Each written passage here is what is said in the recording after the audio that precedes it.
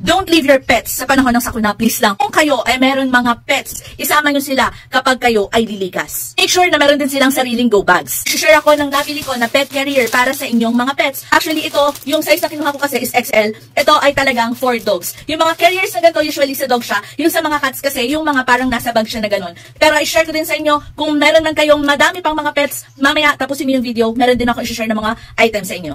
Kasi ang dami ko nakikita na natataranta sila. Madami silang pets, madami silang aso, madami silang pusa, hindi nila alam kung anong gagawin. So, eto, make sure to watch this video until the end. So, itong denim blue yung ipapakita ko sa inyo para mas kitang-kita. Pero dalawa yung binili natin, itong denim blue and itong black. Madami pa silang ibang colors. So, i-check nyo na lang na andyan sa yellow basket. So, again, itong size na to ay XXL. So, kaya maganda tong carrier na to. Kasi, ito, meron siyang zipper dito sa kanyang pinakagilid. So, kahit papano, hindi kayo mahihirapan pag ilalagay nyo na yung inyong mga pets. So, ito, tanggalin nyo lang pinakalock nito, tanggalin nyo lang. So, syempre, in case of emergency, kailangan mabilis nyo silang makuha. So, kunin nyo lang sila, dakmain nyo silang ganon, ilagay nyo siya dito sa dibdib nyo, and tsaka nyo ganon. So, syempre, para makatulungan kayo, ayan, unahin nyo syempre yung paa.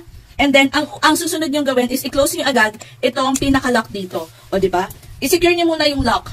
Once na na-secure nyo na yung pinaka-lock, that's the time na tsaka nyo i-check yung pinaka-zipper. So, make sure na kapag i-close nyo yung zipper ha, make sure na i-check nyo yung kanilang mga fur, yung kanilang mga balat. Baka kasi maipit. So, pwedeng hawakan nyo dito sa likod yung zipper bago nyo siya itaas, just to make sure na walang lalabas or walang masasama na mga fur ng inyong mga babies. Next is, meron din siyang ganito.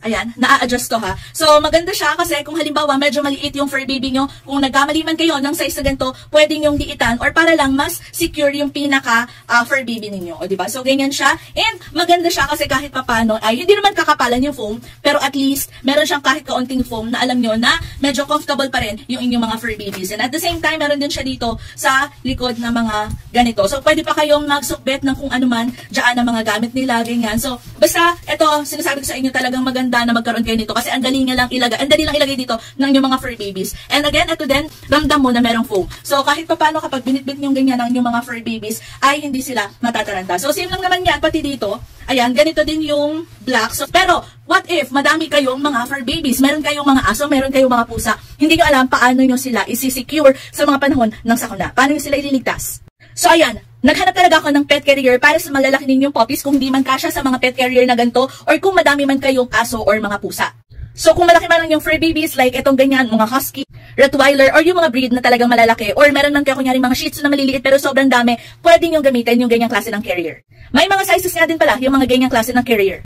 So, yung nakikita nyo, pag chinek nyo yung yellow basket, meron yung small, medium, large, and XL. Komportable ang inyong pets dyan. Kahit tumayo sila, safe pa rin sila kasi hindi sila basta-basta makakaalis dyan sa mismong carrier na yan. Ang maganda din sa kanya is foldable din siya, and also make sure na tama yung size na kukunin nyo. Para kung madami man kayong pets, hindi sila ganun kasiksikan. So, click nyo yun nandiyan sa yellow basket para makita nyo mismo yung product at yung mga reviews niya.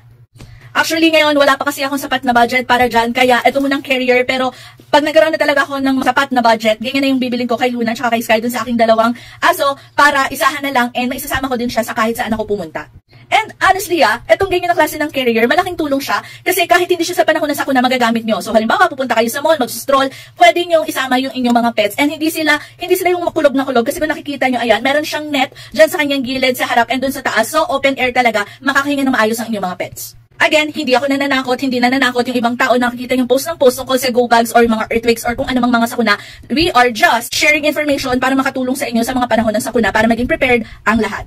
So, gagawa ako ng separate video na ilalagay ko dito si Luna or si Sky, kung sino man ang mailagay ko dito, para makita nyo kung gaano nga ba kalaking aso ang pwedeng magkasya dito sa XL na pet carrier na ito. So, again, nandiyan sa yellow basket. And don't forget na i-check nyo pa yung ibang mga videos ko regarding sa Go Bag Survival Kit. Meron ako dyan playlist nandiyan sa baba. I-click nyo na yan, makikita nyo lahat ng shop na pinagbilan ko at yung mga kailangan nyo pang bilhin at ilagay sa inyong mga go bags. Lalo na kung ngayon ay nagpe-prepare kayo ng sarili yung go bag. So, mag-ingat ang lahat and huwag kalimutan na magdasal.